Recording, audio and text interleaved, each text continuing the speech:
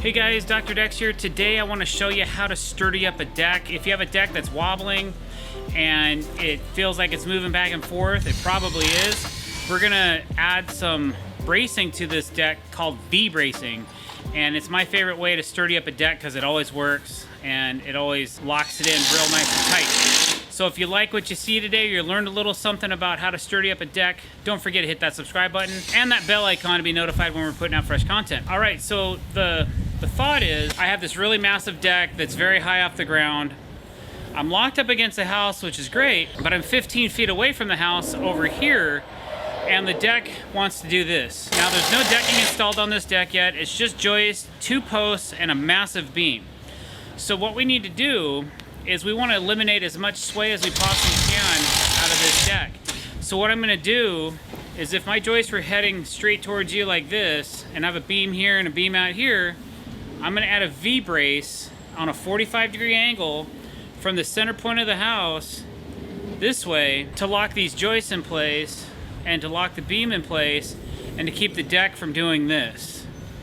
What you have to do is you have to use a piece of 2x6 pressure treated, and I'm using 20 footers to try and get a 15-foot span, or I need a 20-foot span. I got a 15-foot depth. It's 14 feet in between beams, so I'm hoping a 20-footer will work.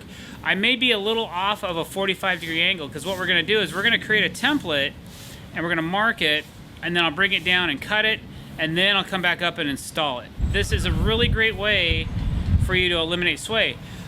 Also, to make this code compliant, we have to use 2 4-inch construction legs at each joist intersection of our V-brace to our joist. So every 16, well, we're about 14 inches on center. So every 14 inches laterally, but we're going diagonally on a 45. So it's gonna be more like every, I don't know, 18 inches to 24 inches. We're gonna have 2 construction legs, 4-inch, and we're using Fasten Master timberlocks to install this. We're not just using ordinary everyday screws. Those will break in an earthquake. We want something that has structure, that's designed to withhold and withstand loads, and Fasten Master makes great products for that. You could also use their ledger locks if you wanted. Today I'm probably just going to use their timber locks. It has to be a 4-inch, so we're using a 4-inch timber lock. Should do the job just fine. This is what we normally use, and this really will sturdy up this deck. So let's check it out. So we're going to put this under here.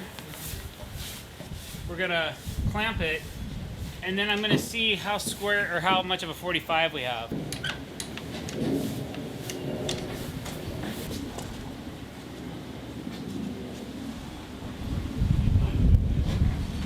You can't go out anymore though, can you? Because it'll be too short. All right, so now we've traced our board.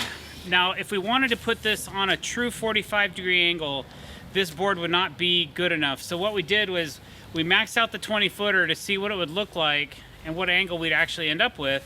So we drew our line,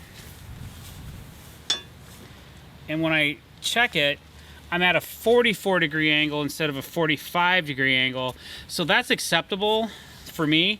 It gets us the maximum amount of length out of this board and allows us to really still lock this baby in the way I want to. So I'm gonna go ahead and cut these at a 44. Then I'm gonna find my other board.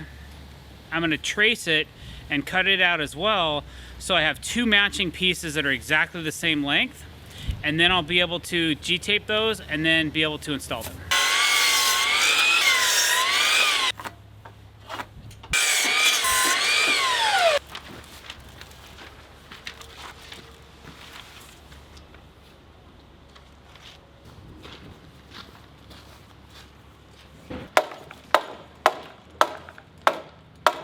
All right, so we know the length of both of our boards for our V-bracing. We go ahead and put a little bit of G-tape on top, because once we add this to the top, this deck does not have a waterproof bladder system, so it's going to get wet. So if moisture's sitting on top of this board all the time, it's just going to rot. So even though it's pressure treated, so we put a little bit of tape on top of it. It's not sticking real good, but that's okay. Once it dries out, it will start to stick. I'm going to go ahead and get these ready to go, and we're going to start installing them with our 4-inch Fasten Master timber locks. And we use, like I said, 2 per joist, and we're going to go ahead and start installing these V-braces, and then we'll do a double check and see how sturdy this deck becomes. It's gotta come towards you a little bit. All right, so now we have our board temporarily clamped in place. It looks good. I'm happy with the placement. And so now I'm gonna double up on every joist 2 4-inch construction fasteners. We already have all of our joists laid out and spaced properly, so I can go ahead and do this and know that everything else is gonna fit just right. So here we go.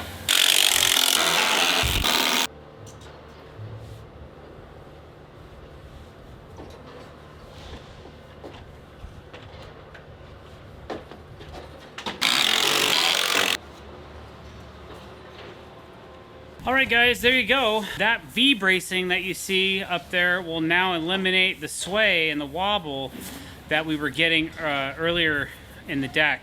It's amazing how tight that becomes. So thanks for watching. If you like what you saw, don't forget to click that subscribe button. Hit that bell icon to be notified when we're putting out fresh content. Don't forget to like our videos and share them with all your friends. Thanks for watching. Have a great day.